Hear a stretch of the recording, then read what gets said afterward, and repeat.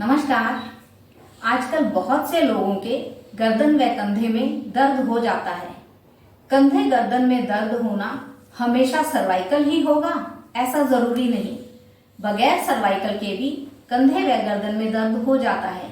इसके बहुत से कारण हो सकते हैं। फिजिकल मूवमेंट्स की कमी के कारण भी कंधे व गर्दन में दर्द हो जाता है। बहुत देर तक कंप्यूटर, लैपटॉप, मोबाइल पर गर्दन झुकाकर काम करने के कारण भी कंधे में दर्द हो सकता है। कई बार हम सोते समय एक ही पोस्चर में सोए रह जाते हैं, उससे भी गर्दन और कंधे में दर्द हो सकता है। अगर गर्दन कंधे में दर्द हो तो एक बहुत छोटी सी एक्सरसाइज करके हम अपने गर्दन कंधे के दर्द को ठीक कर सकते हैं। अगर हम शुरू से ही इस एक्सरसाइज को करते हैं तो गर्दन कंधे में दर्द होगा ही नहीं। ये एक बहुत छोटा सा सिंपल सा आसन है। इसे हम उतान मंडूक आसन कहते हैं। अगर इस आसन का हम डेली अभ्यास करते हैं तो गर्दन कंधे की दर्द के अलावा रीढ़ की सभी समस्याओं से छुटकारा पा सकते हैं, जैसे सर्वाइकल, कमर दर्द, पीठ दर्द आदि। आइए करके देखते हैं उतान मंडूक आसन। उतान मंडूक आसन करते हुए हमें वज्रासन में बैठना है। अगर हम वज्रासन में नहीं बैठ सकते तो आप जिस भी आसन में बैठ सकते हैं उसमें बैठकर आप आराम से उतान मंडूक आसन कर सकते हैं। हम अब उतान मंडूक आसन करके देखेंगे।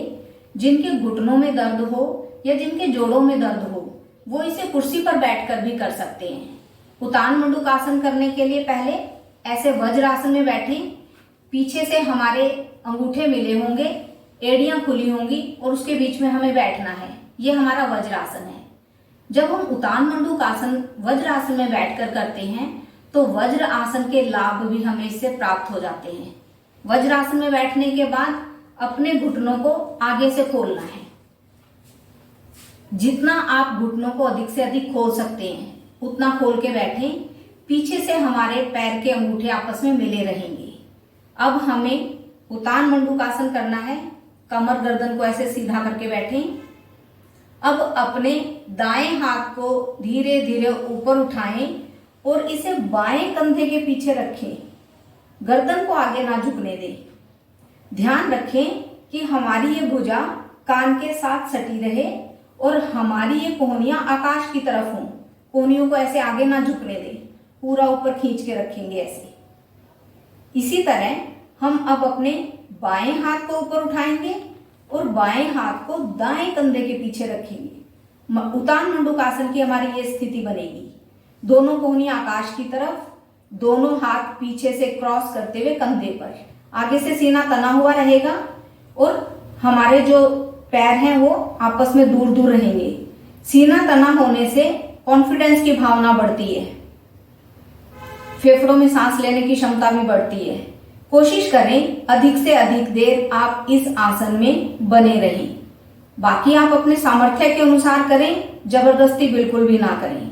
कई बार हम अपने कंधों में क्रॉस में हाथ नहीं रख पाते, तो आप धीरे धीरे, अब मैं आपको बताती हूँ कैसे करना है। इन हाथों को आप नीचे लेकर आए। मैं आपको साइड से बताती हूँ। आप अपने दाएं हाथ को दाएं कंधे पर, बाएं को बाएं कंधे पर इस तरह रखें। हमने बायां हाथ आपको रख के दिखाया, कोहनी ऊपर है। जितना आप कोहनी ऊपर करेंगे और इस भुजा को कान के साथ लगाएंगे उतना ही आराम मिलेगा।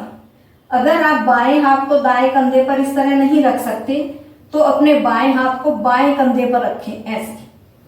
इससे भी पूरा लाभ मिलेगा। जब आप इस तरह अभ्यास करते हैं तो धीरे धीरे इन हाथों को ऊपर रखने के समय को बढ़ाएं। उतान मंडूक आसन बहुत ही लाभदायक आसन है। इसे करने से सेल्फ कॉन्फिडेंस बढ़ता है, फेफड़ों में सांस लेने की क्षमता बढ़ती है, रीढ़ के सभी दोष दूर होते हैं। क्योंकि हमारी रीढ़ तनी हुई रहती है तो रीढ़ के दोष दूर होते हैं। हमारे पेट खिंचाव में आता है, इसलिए पेट के दोष दूर होते हैं। कब्ज, एसिडिटी, गैस की समस्या ठीक होती है। अगर आप ऑफिस में हैं या कंप्यूटर पर काम कर रहे हैं तो आपको वज्रासन में बैठकर इसे करने की जरूरत नहीं है। आप बगैर वज्रासन में बैठे भी उतान मंडूकासन आसानी से कर सकते हैं, लेकिन इसे हर रोज करना है और बार बार करना है। इसे करने से कंधे व गर्दन की दर्द में तो आराम मिलेगा ही मिलेगा, साथ में शारीरिक थकान भी दूर होगी। यह आसन इतना लाभदायक है कि शरीर की थकान को दूर करने के साथ साथ यह टेंशन और एंजाइटी को भी कम करने में हमारी मदद करता है। तो रोज करें, स्वस्थ रहें। धन्यवाद।